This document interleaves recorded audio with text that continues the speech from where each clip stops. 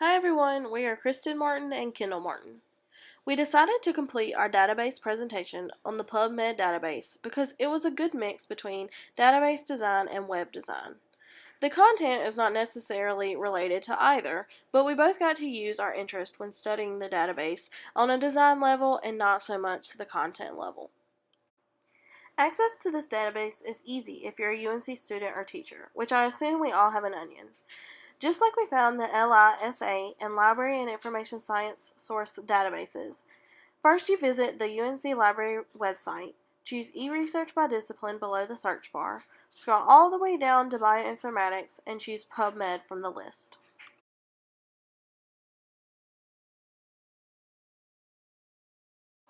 PubMed is the database used by NCBI, the National Center for Biotechnology Information, to store articles and abstracts that relate to their research. Despite the old school look of this database, its content is strong. There are around 28 million citations of biomedical literature. A downfall of this database is that the results of a search are sometimes just citations of articles. The database's help page urges users to visit their local university health library to find and view the full texts. In other situations, there is a link at the top of the abstract to download and view the full text. The PubMed database includes articles and citations relating to biomedicine, health, life sciences, behavioral sciences, such as psychology, chemical sciences, and bioengineering. If you had a research topic relating to any of these sciences, PubMed probably has some related scholarly articles that would help you in your research. An important feature of this database is its trending articles section. We'll show you this section when we discuss the layout of the database, but this section is especially important for education because users can understand important buzzwords in the field and read recent articles that have gained a lot of attention. As you can see, articles in the trending topics section from last week and this week include certain buzzwords such as biomarkers and receptor blockers. Because the PubMed database is a product of NCBI, at the very top of the database homepage, the link to the full NCBI database can be clicked. That will take you to where, if you were a researcher, you could submit data that proves or disproves published data, see projects NCBI is sponsoring, etc. Once you're back on the PubMed database homepage, you'll see a sort of old school interface where there's a thin keyword search bar at the top and guides, tools, and resources that take up the rest of the page. Beside the search bar, you'll see a drop-down box that takes you to all of NCBI's sites, including PubMed. A simple click on a different name will search a completely different database.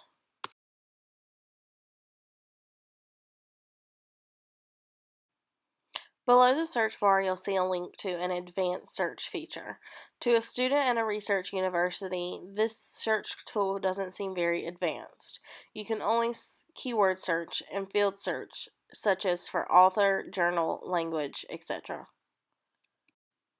The next section underneath the search bar is an introduction to PubMed to orient users because of the many databases that NCBI hosts. It allows users to be sure they are searching in the intended database. Below the introduction are tools and resources for using the PubMed database. Under Using PubMed is a start guide, FAQs, and tutorials.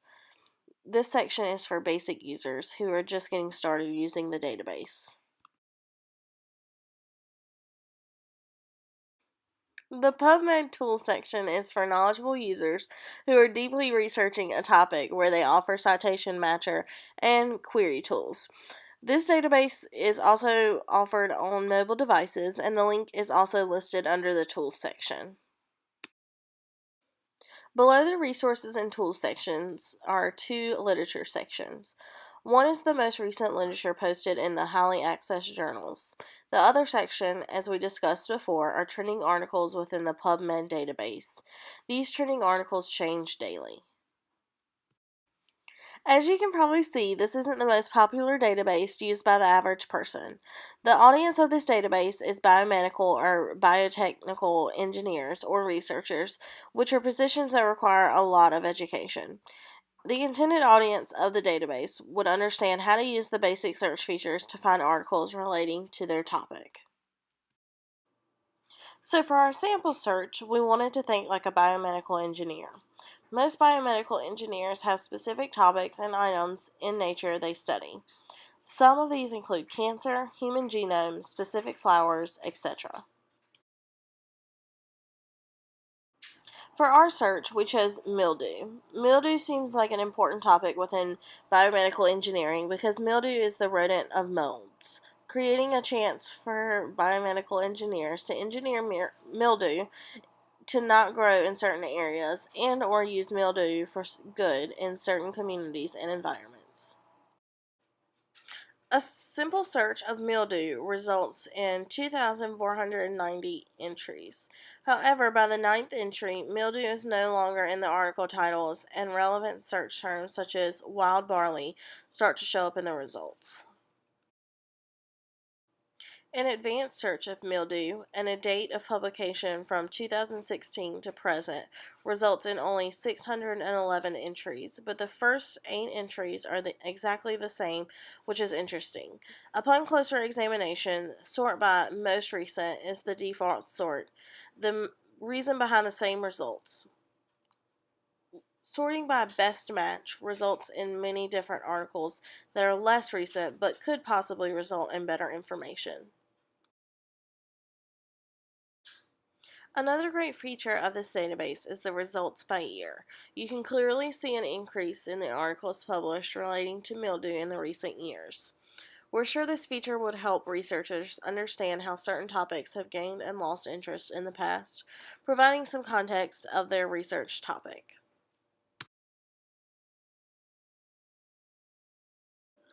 Overall, we believe this database is a great tool for biomedical engineers or those in related fields.